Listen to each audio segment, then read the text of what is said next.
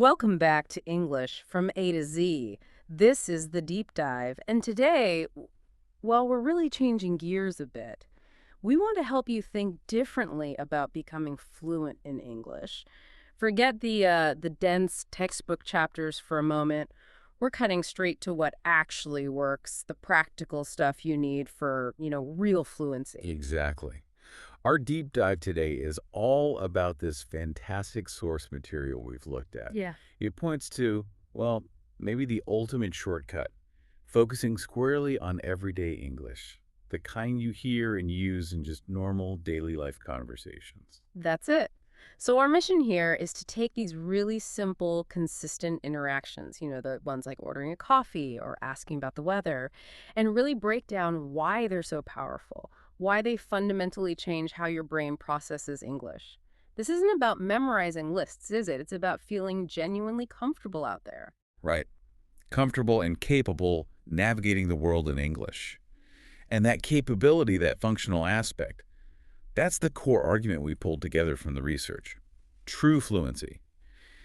It turns out it's not really measured by, say, acing a super complex grammar test or, knowing tons of obscure, fancy words. Okay, so it's built differently. It's built on muscle memory, language muscle memory, developed through using the language consistently every day in simple, real-life situations, usually low-stakes ones, where it doesn't matter much if you make a little mistake. That's a really insightful way to frame it, I think, because if fluency isn't about perfection, then what is the goal? You're saying these basic daily chats are like lifting weights for your brain, helping it learn to think and respond directly in English without that pause. Precisely. Without the delay, without translating word for word from your native language first, we really need to help you shift your focus away from just academic study and more towards communication automation, Brilliant. making it automatic. Automation. Okay. These daily conversations, they're really the backbone of how native speakers talk to each other. So by mastering the phrases you use when, I don't know, offering breakfast or confirming a meeting time, you're literally training your brain to get past hesitation and just flow. It builds that conversational rhythm, and that rhythm that quickly turns into real confidence. Okay, so our goal for you listening right now is to walk away from this deep dive with a kind of toolkit full of practical examples, yes, but also the why behind them, the linguistic reasons, hopefully making you feel instantly a bit more capable. So let's start right at the beginning of the day.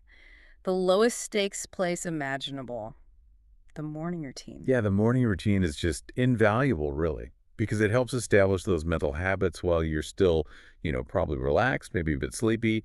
And because these little exchanges are so low stakes, meaning if you mess up a word, who cares? Zero consequence. It makes the practice totally risk-free. Okay, let's unpack that first example. The source material really highlights that super simple exchange when you wake up at home. Maybe with roommates, maybe family, the classic, universally useful phrase, "Good morning, did you sleep well?" Right. And it sounds simple, but there's actually more going on there than meets the eye. As the sources point out, you're not just trading information like data points. You're using language to build a connection, a positive relational connection. Think about the variations, too. Asking a close family member, did you sleep well? Totally normal, shows you care. But asking, say, a coworker you barely know the same thing might feel a bit awkward, overly personal maybe. For that coworker, a much better, safer bet is something like, good morning, how are you doing today? Or even just a quick morning. That difference in formality, even in something so small, is so important for fluency, isn't it? Yeah. Okay, so let's say the response is, "I slept okay. I think I need coffee to wake up." What does that response teach us about structure and flow? Well, it shows that natural spoken rhythm. It links a feeling slept okay to an immediate, very casual need, I need coffee. But the really crucial lesson here is the follow-up. A fluent speaker doesn't just stop there. They might respond with a bit of empathy like, oh yeah, you sound tired, rough night. Or maybe, me too, I definitely need coffee this morning. Learning how to keep that little interaction going, even for another second or two, that's what solidifies the connection. Right. Okay, so as the day gets going, we naturally start planning, thinking ahead. Our sources point out how often conversations turn to the weather or immediate needs. We ask things like, is it going to be cold today? Or the very practical, do I need an umbrella? Yeah, and this is where we start to uncover what the sources call the grammar of advice, which is just essential for daily life. When you ask, is it going to be cold today? You're practicing predicting the future using going to. Simple but vital. And the answer often brings in a modal verb, one expressing necessity or more often recommendation, like, it's a bit chilly, you should wear a jacket. Okay, let's pause on should there for a second. That feels important. If a learner just says, directly, or a jacket, it can sound a bit bossy, commanding. Why is using should structurally so much better in that situation? Because should frames it as helpful input, not an order. It softens the advice significantly. It implies, hey, based on what I know about the weather, I'd recommend this. Hmm. Mastering these modal verbs like should, might, could, maybe even ought to, is how you navigate social interactions smoothly, without sounding too blunt or accidentally rude, even in these really simple daily chats. Excellent point. Okay, let's move into the kitchen. Often a place of high function, lots of quick decisions happening. This is where we practice offering and requesting food. Totally. Kitchen talk is often about efficiency and politeness combined, offering options. Would you like some eggs? Maybe. Or do you want toast or cereal this morning? Mm, And the responses tend to be short, polite, and sometimes culturally specific. Like if someone asks if you want sugar in your coffee and you don't, you might say, just coffee for me today, thanks. Or the super common, no, I like it black. right. And I've noticed sometimes when someone learning English uses a full, perfectly grammatical sentence like, no, thank you, I would prefer to drink my coffee black, please. It can actually sound a little stiff, Yeah. a bit too formal for just grabbing coffee at home. Why does that shorter response, no, I like it black, actually show more confidence sometimes? That's a great observation. It demonstrates that you understand an unspoken cultural rule in casual English. Avoid unnecessary words in simple requests. The brevity, the shortness implies confidence because it shows you the rules of engagement for that specific context. In a casual setting, the listener understands the politeness without all the extra grammatical bits. Overly long sentences, even if perfectly correct, can sometimes signal that the speaker is still mentally translating. Whereas that short, punchy standard phrasing, it signal automation, thinking in real time. Okay, so we've handled the home front. Now we step outside. When we move into public life, the conversations often shift, don't they? More towards transactional communication, where getting your point across clearly and pretty quickly is key. Let's take that classic, almost universal scenario, the coffee shop. Oh yeah, the coffee shop sequence is practically a masterclass in efficient communication. Hmm. It really is. It usually starts with the server's prompt, right? Hi, what can I get for you? Or something similar.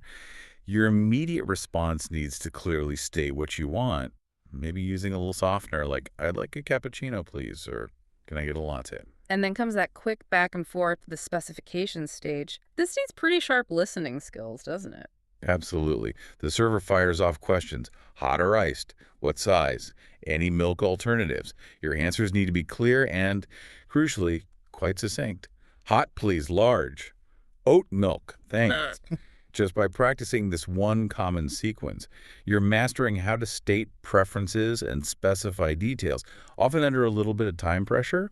And finishing the interaction, the closure, that's just as important as placing the order itself, isn't it? Totally. When the cashier asks, anything else for you today? Or will that be all? Hmm. The fluent response needs to be quick and polite. Usually something like, no, that's all, thank you. Or, nope, that's it, thanks. That little polite closing phrase is vital. It wraps up the transaction smoothly. It shows you understand the rhythm of customer service interactions. Okay, moving from coffee to maybe groceries.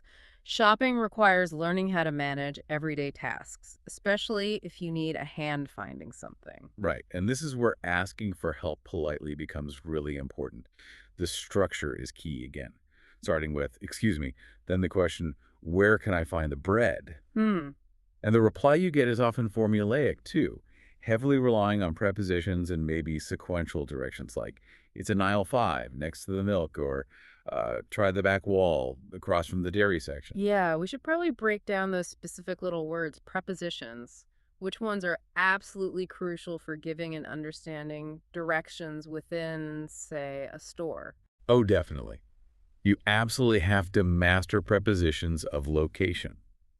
Next to is basic proximity. But you also need across from, which implies there's a space, like an aisle, between things. Then there's behind, in front of, on the top shelf, on the bottom shelf. They seem small, but they're vital for clarity. And then sometimes a staff member might mention a sale. You need that specific sales vocabulary too. Things like buy one, get one free, or it's 50% off the second item.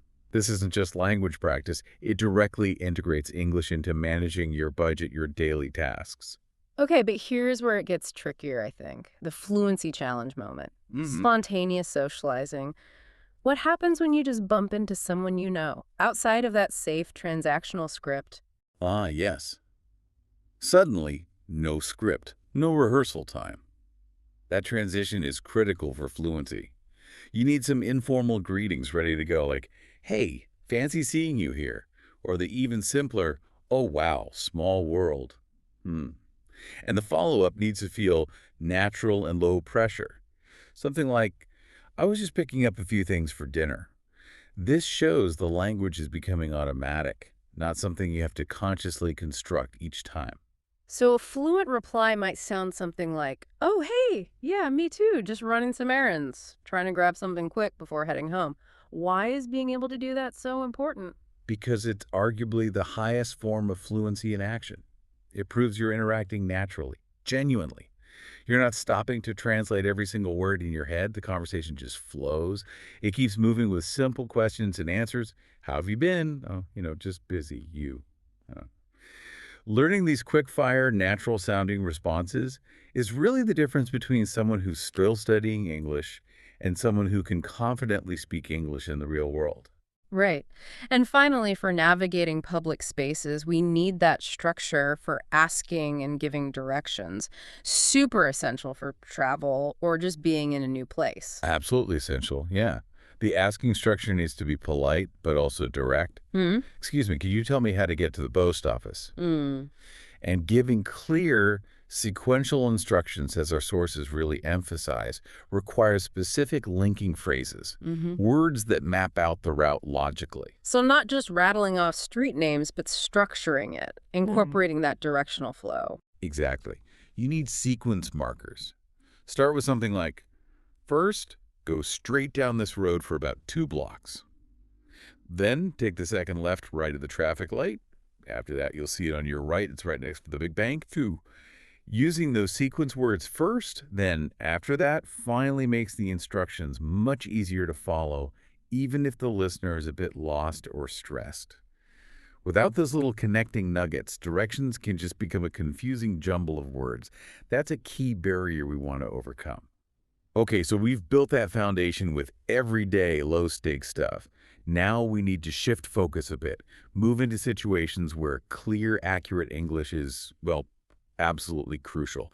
Think about settings involving your health, your finances, travel emergencies, that kind of thing. The goal here is really about building confidence to handle the pressure in these more formal or important moments. Right. Let's kick off with the doctor's office. When you're checking in, the precision needed is pretty simple but important. You state your appointment time, your name, clearly. Hello, I have an appointment at 10:00. My name is Sarah Khan. Straightforward. Exactly. But accuracy becomes even more critical when the doctor or nurse asks, so what seems to be the problem today? Or Hmm. what brings you in? Here, you have to communicate your symptoms clearly. And the sources really stress using objective descriptions. not just vague feelings. Can you give us a comparison? Like, how would a more fluent, confident explanation sound different from a less confident one? Sure, a less confident explanation might be quite general, like, I feel bad or I am sick. It doesn't give much information. A more fluent explanation would detail the duration and type of issue using more objective language. For instance, I've had a sharp headache for about 2 days now, or maybe I developed a high fever this morning. And then you follow up with secondary descriptive symptoms. And I also have a slight fever and a persistent sore throat. Map. Practicing these kinds of descriptive modifiers, sharp, dull, persistent, slight, high, low, not only makes you clearer, it actually makes you feel less nervous because you know you're communicating effectively. Helps ensure you get the right diagnosis, too. That clarity is absolutely vital there. Okay, similar idea but different context. Yeah. The bank. The conversation here is usually more formal, involves important decisions about money, so it demands that respectful formality. Yes, absolutely. The transaction typically needs to start with a clear, formal request. Hi, I'd like to open a new account, please. The bank staff will then use specific financial terms to guide you. They'll often ask a distinguishing question like, okay, are you looking for a savings account or a checking account today? Being able to express your needs precisely is key here. Saying something like, well, I need a checking account for everyday spending, and I'd also like to open a savings account for my emergency fund. Nailing this kind of specific request is really critical for managing your finances independently in an English-speaking environment. Okay, from finance, let's pivot back to food, but in a more formal setting. Yeah. Restaurant dining. This isn't just ordering, it's a whole social sequence involving more interaction than, say, the coffee shop. Right, it's a more extended relational sequence. It starts with a greeting and requests, hi, table for one, please, or table for two. Then the order itself. It requires stating preferences clearly, but also maybe asking clarifying questions, like, I'll have the grilled chicken with rice, please? Could I possibly get the sauce on the side? Asking for something on the side. That's a perfect example of a practical, very specific food-related phrase that shows you know the ropes, shows confidence. It really does. And then you have the end of meal sequence, which is also important. The server might ask, would you like the bill? Or can I get you anything else? Dessert? Coffee? Yeah, we reply, yes, just the bill, please. And crucially, the closure often includes some polite feedback, something like, thank you, the food was great. Can I pay by card? Using good manners, expressing appreciation, handling the payment smoothly, mastering this whole sequence demonstrates a really polished kind of fluency in a common social setting. Okay, now shifting to potentially higher stress situations, transportation and travel. Let's think about airports, taxis. Clarity and speed are often paramount here, aren't they? Definitely. In a taxi or rideshare, communication needs to be pretty rapid and unambiguous, stating the destination clearly. Could you take me to Central Park, please? We may be asking about travel details. How long do you think it will take with the traffic? And often confirming the fare or payment method beforehand. All essential for a smooth ride. And the airport check-in counter. That requires specific, often quite formal language. Usually involves exchanging documents, answering questions about luggage. Yes, you need to be ready for standard questions like, do you have any luggage to check in today? And you need the right vocabulary to answer. Yes, just this one suitcase to check, and I have this small carry-on bag for the overhead bin. And then understanding and confirming those crucial details. Okay, your gate number is 12A, and boarding starts at 9:30. Just practicing these kinds of formal replies can significantly reduce anxiety, especially during international travel. Right. And finally, maybe the most high-stakes scenario, dealing with unexpected problems or emergencies. The sources really emphasize that directness and for very clear logical sequence are absolutely necessary here. Directness can literally be life-saving in some situations. Let's say you're reporting something lost, maybe your phone. You need to describe it clearly and concisely. Excuse me, I think I've lost my phone. It's a black Samsung phone. It has a blue protective case. I think I might have left it near the restrooms back there. Clear description, location. And the most critical one, calling emergency services like 911 in the US or Canada or 999 in the UK, even just thinking about it hypothetically, the communication has to be urgent, direct, and purely factual. Absolutely. The required sequence, which honestly should be practiced mentally, is usually 1. What is the emergency? Be specific. 2. Where exactly are you? Give the precise location. 3. Who is involved? You have to use direct, urgent language. I need an ambulance right away. Someone here has fainted. End. And stating the location clearly using street names and landmarks if possible. We're on the corner of Main Street and Fifth Avenue, right in front of the big green grocery store. Hmm. These interactions demand the absolute highest level of clear, direct English. That's why preparing these specific phrase structures beforehand is so essential. It removes hesitation when seconds count. Okay, we've covered a lot of ground in public and high-stakes settings. Now let's shift gears again, looking at more routine professional interactions and also modern digital communication. Environments where, again, politeness and clarity are key for cooperation and just getting things done smoothly. Right. In work or school settings, you really need to master the art of, say, asking for a status update politely or requesting help without sounding demanding. In a work scenario, checking on progress should ideally use some softening language. Instead of, is the report done?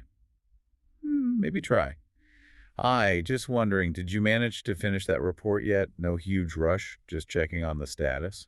Yeah, that framing makes a big difference. And when asking for help, if a learner just blurts out, help me with this report, it could sound quite demanding, couldn't it? What's a better structure for asking for assistance? The better structure almost always involves asking for permission or availability first. Using a phrase like, excuse me, do you have a minute? I was hoping you could help me with something. Or maybe, when you have a moment, would you be able to quickly look over this draft for me? These short exchanges are all about clarity, respect, and cooperation.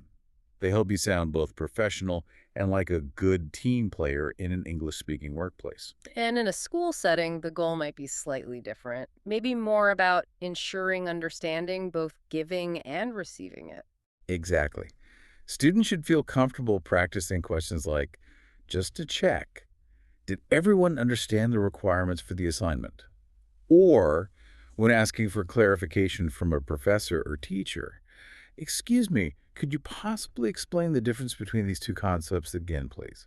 And a teacher's positive reply, like, of course, that's a good question. Let me go over that one more time for clarity, actually models that expected respectful and helpful flow for everyone. Okay, let's move to phone calls. The source material noted this can be a specific challenge for learners. Why is that? Because you don't have those visual cues, right? No body language, no facial expressions. Makes tone and structure even more vital. Precisely. The structure of a phone call really has to compensate for that lack of visual information. It usually starts with very clear greetings, identifying yourself, then moves to clearly stating the purpose, maybe suggesting an activity. Hi, it's Mark. I was just calling. I was thinking maybe we could grab dinner tonight. Are you free? Confirming details is crucial, often involving repetition. Oh, great. So let me just confirm that. 7 p.m. on Thursday at the Italian place. And ending with clear closing remarks and expressing enthusiasm. Perfect. That sounds great. Really looking forward to it. See you then. Bye. Oh. This focus on clarity, repetition, and explicit enthusiasm helps bridge the gap left by the missing visual cues, making you feel more confident on the phone. Makes sense. And finally, in this section, digital communication, where we see a huge contrast in tone, don't we, between quick informal texting and more formal emails. Oh, absolutely. Texting is, by its nature, informal and built for brevity. Examples like, hey, you free this one co, or a quick practical check-in, just checking meetings still on for TMRW. Rely on short phrases, abbreviations, often lots of contractions. It actually trains your brain to write very concisely, which is a skill in itself. Right. Whereas a professional email requires a completely different approach. Much more formal tone, very specific structure is expected, especially if you're writing to, say, a manager, a client, or even a new colleague you don't know well. Yeah, the source material is really clear on this. In email, structure signals professionalism. Hmm. You need to start formally. Dear Mr. Davis, or Dear Hiring Manager, Yeah. state your purpose immediately and clearly in the first line or two. A phrase like, I am writing to follow up on, or I wanted to check if the meeting is still scheduled for Thursday at 2 p.m. is direct, polite, and clearly requests a specific action or confirmation. Mastering both the informal brevity of texting and the formal structure of professional emailing ensures you're competent across the whole spectrum of modern communication methods.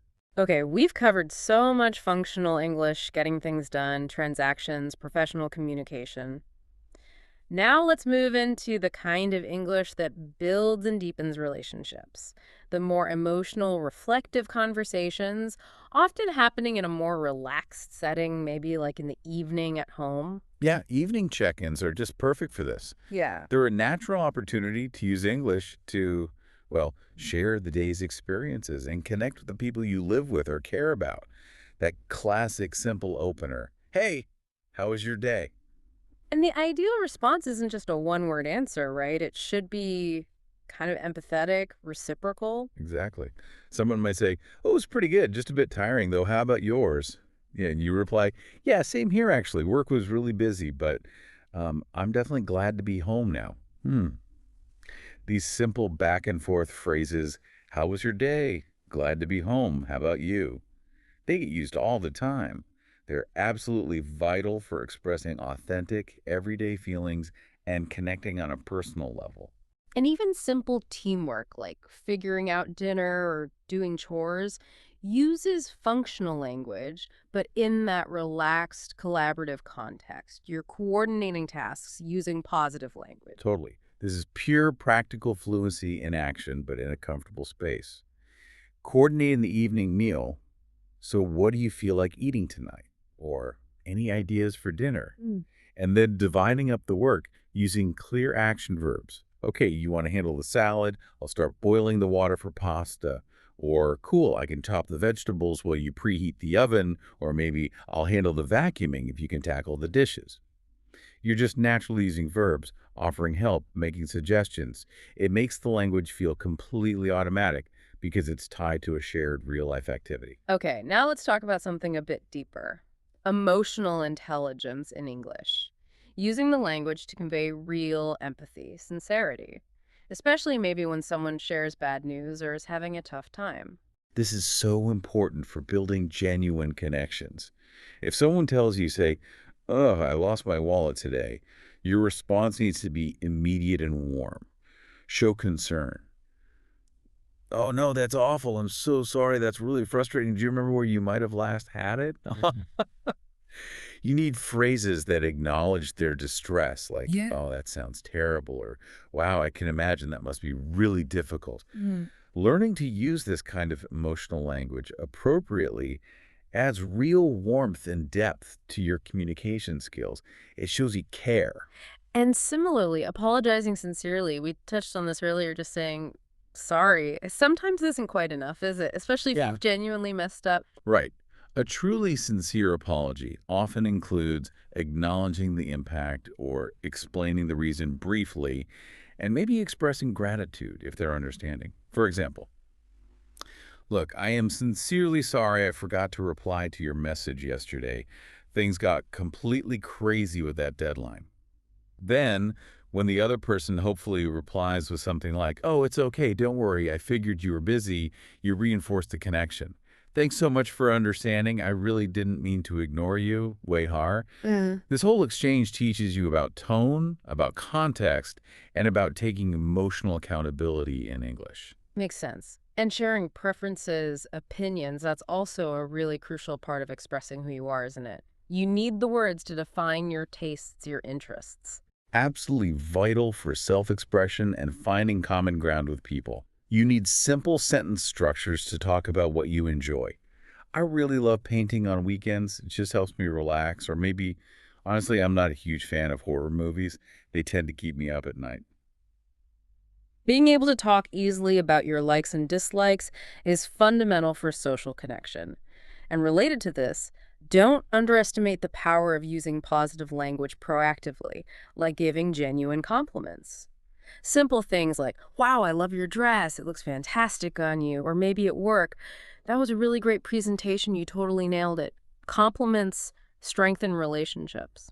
Okay, fantastic. We've covered all these external conversations, interactions with others, but now let's get to what the source material points to as maybe the single most effective strategy for building fluency.